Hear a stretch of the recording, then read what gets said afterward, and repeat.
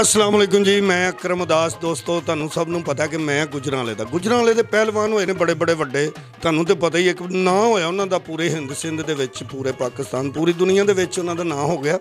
गुजरांवाले दे पहलवान हर महल्ले च खाड़ा, हर महल्ले दे विच जोर, हर महल्ले च हत्थां च हत्थ पए ने, हर बंदा शौक रिहा, हर बंदा पहलवान खा रिहा ते खा रिहा। बस सिर्फ इन्हां दा काम है कि खाना ते पीना।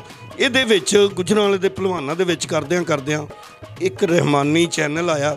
ਉਹਨਾਂ ਨੇ ਆਪਣੇ ਨਾਂ ਤੋਂ ਚੈਨਲ ਬਣਾਇਆ ਜੀ, ਰਹਿਮਾਨੀ ਚੈਨਲ। ਬਹੁਤ ਅੱਛਾ ਚੈਨਲ ਹੈ। ਉਹਨਾਂ ਨੇ ਵੈਲਫੇਅਰ ਚੈਨਲ ਬਣਾਇਆ, ਮਦਦ ਕਰਦੇ ਨੇ ਲੋਕਾਂ ਦੀ। ਹਸਪੀਟਲ ਨੇ, ਕਾਫੀ ਡਿਸਪੈਂਸਰੀਆਂ ਨੇ।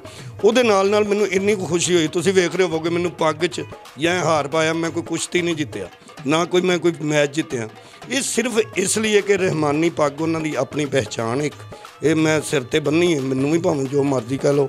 ਲੇਕਿਨ ਮੈਂ ਤੁਹਾਨੂੰ ਦੱਸਾਂ ਹੈ ਮੈਂ ਗੁਜਰਾਂਵਾਲੇ ਦਾ ਕੋਈ ਵੀ ਕੰਮ ਹੈ, ਅੱਛਾ ਕੰਮ ਹੈ, ਉਹਦੇ ਵਿੱਚ ਸਾਥ ਦੇਣਾ, ਇੱਕ ਦੂਜੇ ਨੂੰ ਮਿਲਣਾ ਜੁਲਣਾ, ਇਹ ਬਹੁਤ ਜ਼ਰੂਰੀ ਹੈ। ਗੁਜਰਾਂਵਾਲੇ ਦਾ ਰਹਿਮਾਨੀ ਚੈਨਲ ਯਾਦ ਰੱਖਣਾ। ਜਿੰਨੇ ਵੀ ਦੋਸਤ ਵੇਖ ਰਹੇ ਨੇ ਜਾਂ ਸੁਣ ਰਹੇ ਨੇ, ਕੋਈ ਵੀ ਅਚਾਨਕ ਵੇਖ ਕੇ ਅੱਗੇ ਨਹੀਂ ਨਿਕਲਣਾ। ਇਹਨੂੰ ਸਬਸਕ੍ਰਾਈਬ ਕਰਨਾ, ਦੋਸਤਾਂ ਅੱਗੇ ਸ਼ੇਅਰ ਕਰਨਾ ਅਤੇ ਰਹਿਮਾਨੀ ਚੈਨਲ ਯਾਦ ਰੱਖਣਾ।